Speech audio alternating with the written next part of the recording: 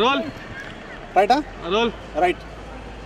ఈరోజు బంద్ ప్రభావం ఆర్టీసీపై తీవ్ర ప్రభావం చూపింది. మొత్తానికి చూసుకున్నట్లయితే రాష్ట్ర వ్యాప్తంగా బస్సులు ఎక్కడికక్కడ నిలిచిపోయే స్థితికి చేరుకున్నాయి. ప్రస్తుతం మనం చూసుకున్నట్లయితే ఎంజీబీఎస్లో ఉన్నాం. ఇక్కడి నుంచి రాష్ట్ర వ్యాప్తంగా వివిధ ప్రాంతాలకు ఆర్టీసీ బస్సులు వెళ్తుంటాయి. అయితే ఇక్కడ చూసుకున్నట్లయితే ఉదయం నుంచి బంద్ కారణంగా, అదేవిధంగా ఉదయం వామపక్ష పార్టీలు కూడా ఇక్కడ బంద్ పిలుపునివ్వడం నేపథ్యంలో ఇక్కడ బంద్ మొత్తానికి పూర్తిగా కనిపించదని చెప్పవచ్చు.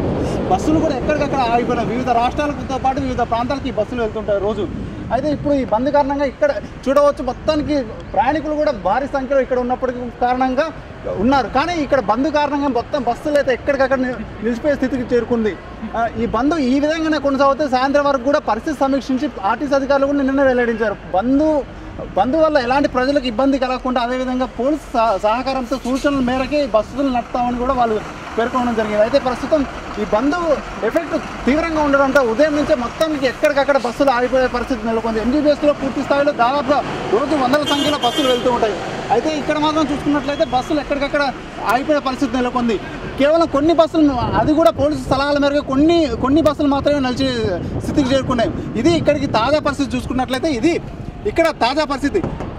మరోవైపు చూసుకున్నట్లయితే రాష్ట్ర వ్యాప్తంగా బంద్ కొనసాగుతున్న నేపథ్యంలో సాయంత్రం వరకు ఆ పోలీసు అధికారుల సూచనలే కానీ, అదేవిధంగా ఆయా ప్రాంతాల్లో ఆర్టీసీ ఉన్నతాధికారులు ఇచ్చిన ఇన్ఫర్మేషన్ ప్రకారం ఇక్కడి నుంచి ఆర్టీసీ బస్సులు నడుపుతున్నట్లు ఆర్టీసీ కూడా ఒకవైపు పేర్కొంది. మరోవైపు చూసుకున్నట్లయితే ఉదయం నుంచి జరుగుతున్న బంద్ కారణంగా ఆర్టీసీకి ఇంతవరకు అంటే మామూలుగా బంద్ సమయంలో జరుగుతున్న ఈ ఎలాంటి విధ్వంసం కూడా జరగకపోవడం శుభసూచకంగా భావిస్తుంది.